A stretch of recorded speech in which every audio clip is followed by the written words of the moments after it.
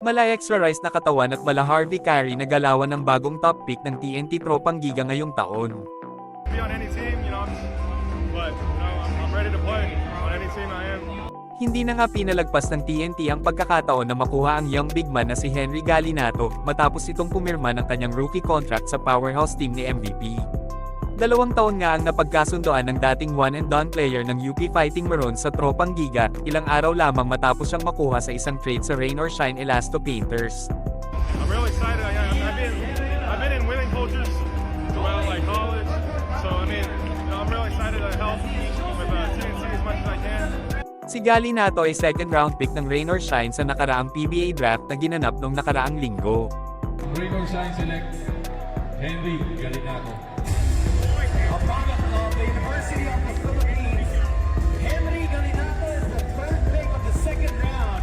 Pero bandang huli ay binunyag ni Coach Yeng Guio na ang pagpili kay Galinato ay isang pre-draft arrangement sa Tropang Giga dahil ang franchise ay walang sariling pick sa unang 2 round.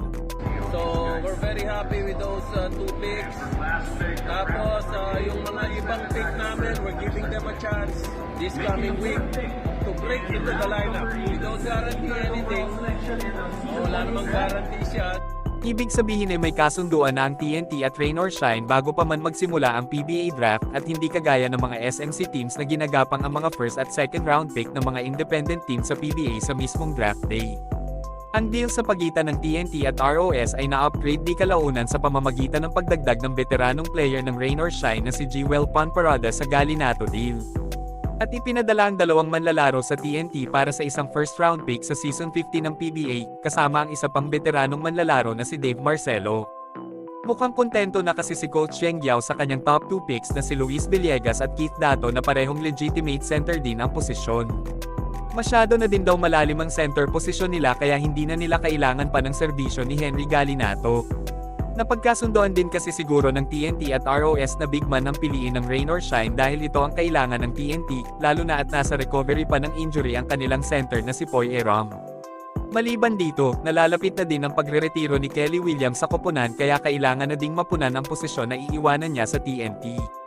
Si Galinato ay nahahalin tulad sa katawan ng extra rice duo ni Belga at Kinyahan. Pero kung athleticism at flexibility naman ang pag-uusapan, halos hindi sila nagkakalayo ng laro ng former TNT player din na si Harvey Carey. Si Carey ang isa sa mga dahilan kung bakit nakasungkit ng 7 kampyonato ang TNT noong kapanahunan niya. Bagamat nag-average lamang si Carey ng 6 points at 6 rebounds sa kanyang buong career, malaki naman ang naging impact niya sa koponan kaya naman pinarangalan siya ng TNT sa pamamagitan ng pag-retire ng kanyang jersey number 4 sa koponan. Ibig sabihin ay wala ng iba pang player sa TNT ang pwedeng gumamit ng jersey number 4. Samantala, si Galinato ay nag-average lamang ng 4 point at 3 rebounds sa kanyang isang taong paglalaro para sa UP Fighting Maroons sa UAAP.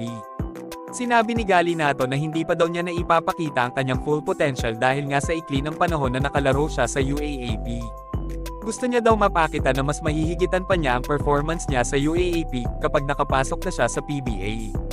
Dahil sa lakas ng kanyang pangangatawan, inaasahan na madaming PBA teams ang nakatutok kay Galinato. Bagamat hindi naman siya nabansagan na dirty player sa UAAP, medyo may pagka-intense din maglaro itong rookie na ito. Pati nga ang teammate niya na si Xavier Lucero ay nakatikim ng lakas ng pangangatawan ni Henry Galinato.